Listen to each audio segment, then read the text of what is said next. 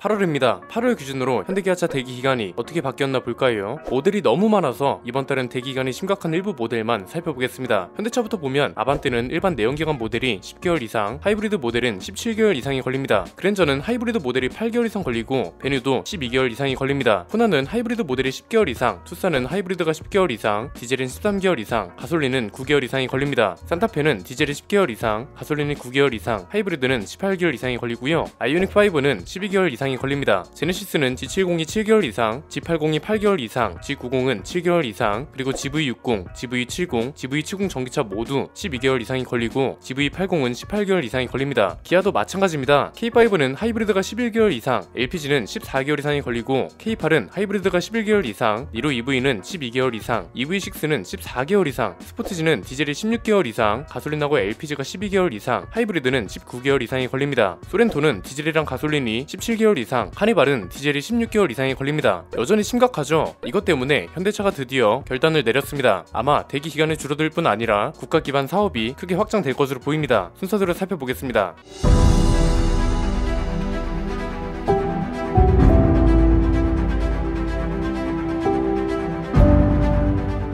현대차가 자동차용 반도체를 독립하겠다고 선언했습니다. 기존에는 해외에 있는 부품 협력 업체로부터 반도체를 공급받았죠. 그런데 최근에 반도체 공급난이 2년 넘게 지속되면서 현대차 입장에서도 손해가 막심합니다. 비록 영업이익은 늘었지만 출고 기간이 늘어나면서 고객들이 손해를 보고 있잖아요. 그래서 현대차의 부품 계열사인 현대모비스가 자동차용 반도체 자체 개발을 나서겠다는 소식이 전해졌습니다. 이게 몇 년 전부터 나오던 얘기인데 이제는 진짜 눈에 보이는 계획과 실행으로 이어지고 있다는 거죠. 지난달에 열린 현대모비스 실적 발표 현장에서 관련 내용을 직접 언급했습니다. 뭐라고 했냐면 전력 반도체에 포커스를 두고 있고 개발 및 생산까지 진행 중이다. 시스템 반도체도 개발의 영역으로 보고 있다. 이렇게 말했습니다. 고성능 반도체 같이 고도의 기술이 요구되는 것들은 외부 업체와 협력하는 방법으로 나갈 예정이라고 합니다. 이미 2020년 말쯤에 그룹 계열사인 현대오토로닉 반도체 사업부를 인수했잖아요. 이때부터 현대모비스는 반도체 독립각을 잡고 있었던 겁니다. 일단 현대모비스는 자동차용 반도체를 설계하는 팹리스 부문을 강화할 계획이라고 밝혔습니다. 여기서 말하는 팹리스는 사전적 의미는 이런 겁니다. 반도체를 만들 때 하드웨어 소재를 설계하고 파는 일만 주로 수행하는 회사, 그러니까 반도체를 생산하는 공장이 아니라 설계하는 회사라고 생각하시면 될 것 같습니다. 현대모비스가 직접 개발하고 생산하는 전력 반도체는 역할이 명확합니다. 전기차의 주행거리를 늘릴 수 있는 핵심 부품 중 하나고 외부 업체랑 협력해서 만들 고성능 반도체 같은 것들은 자율주행하고 인공지능에 필요한 부품입니다. 자, 여기서 구분할 건 모든 반도체를 현대모비스가 자체 생산한다고 생각하면 안 된다는 겁니다. 반도체가 기본 몇백 개 이상이 들어가기 때문에 이걸 한 공장에서 생산하는 건 애초에 불가능하고요. 현대모비스는 설계랑 개발 위주, 그리고 생산은 위탁을 맡기는 거라고 보시면 됩니다. 그러니까 이런 겁니다. 기존 반도체 업체들은 자동차 회사 여러 곳에 납품을 했잖아요. 현대모비스가 이렇게 협력을 하게 되면 특정 반도체 회사나 공장 하나를 독점으로 가져가는 개념이라고 생각하는 게 깔끔할 것 같습니다. 물론 아직 생산 방법 자체가 확정된 건 아닙니다. 현대모비스 관계자가 뭐라고 했냐면 위탁 생산과 자체 생산 가운데 시장 경쟁력이 있는 방안을 택할 것이다. 이렇게 말했습니다. 그런데 이쯤 되면 궁금하지 않으세요? 우리가 지금까지 알고 있던 내용은 뭔가요? 자동차용 반도체는 돈이 안 되기 때문에 삼성처럼 반도체를 잘 만드는 회사들도 자동차 반도체를 선뜻 나서서 만들지 않았잖아요. 지난번 영상에서도 이런 걸 설명해 드렸죠. 그러면 현대차랑 현대모비스는 지금 뻘짓을 하는 걸까요? 이게 시대가 바뀌면서 관점과 해석도 달라지기 시작했습니다. 현대모비스가 반도체 독립을 결정하는 이유, 그리고 이게 국가 산업에 끼칠 영향은 크게 세 가지로 정리할 수 있습니다.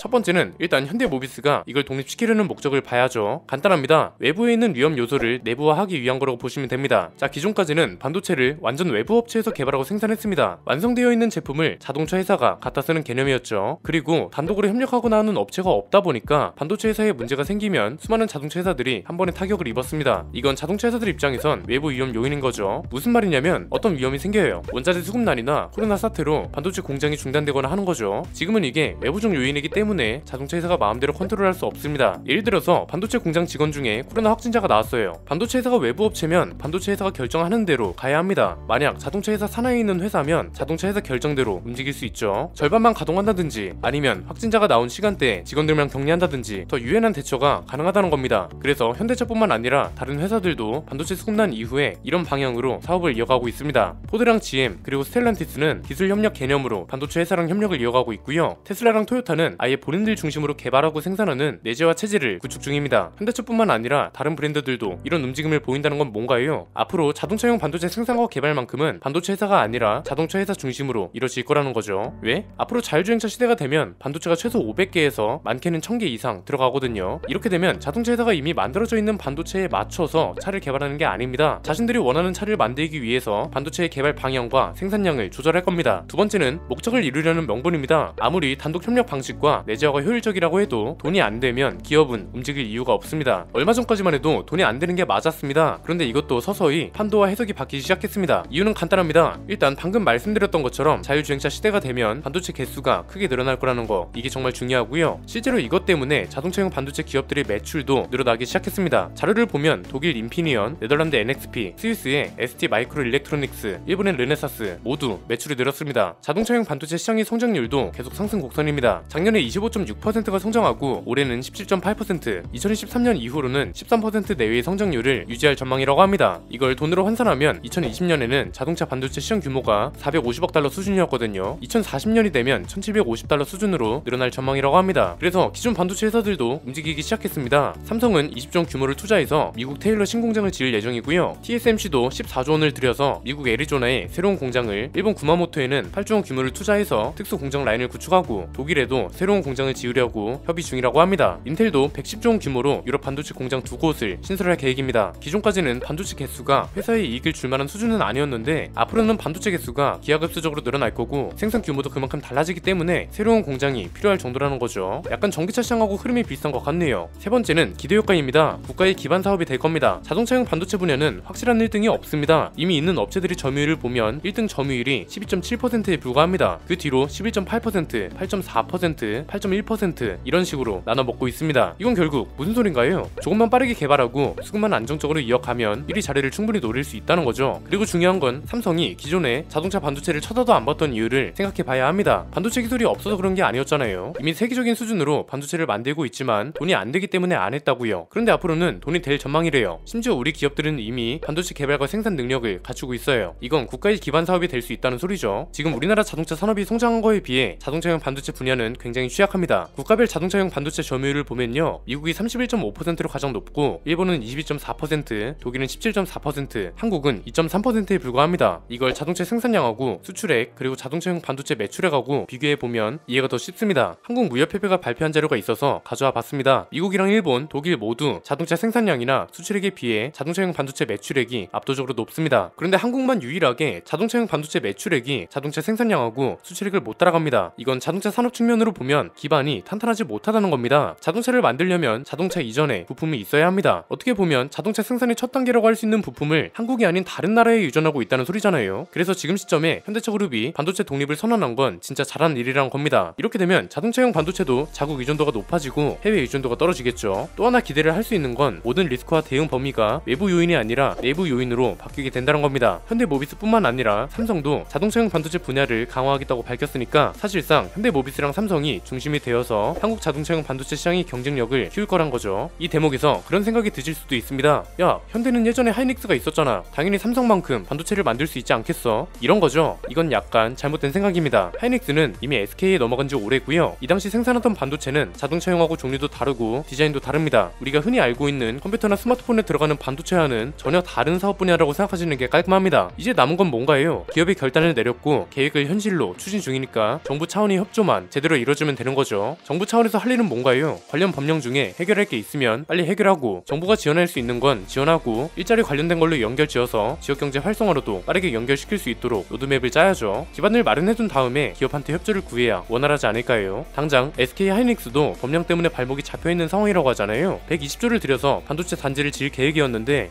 환경영향평가가 발목을 잡았고 조건부 동의를 통해 협의가 완료됐는데 지금은 토지 보상 등의 문제가 진행 중이라고 합니다. 이런 관련 법령이 모호하다 보면 규제가 너무 광범위하게 해석되기 때문에 계획 실행에 당연히 차질이 생깁니다. SK도 그래서 3년째 공사 시작조차 못하고 있다고 합니다. 지금은 속도 경쟁도 매우 중요한 상황입니다. 우리 기업들이 국가 산업에 큰 기여를 할 수 있는 사안이라면 정부도 빠르게 움직여줬으면 합니다. 오늘 내용은 여기까지입니다. 내용이 유익하셨다면 구독과 좋아요, 알림 설정 부탁드립니다. 저는 김승현 안PD 스포일러 안PD였습니다. 감사합니다.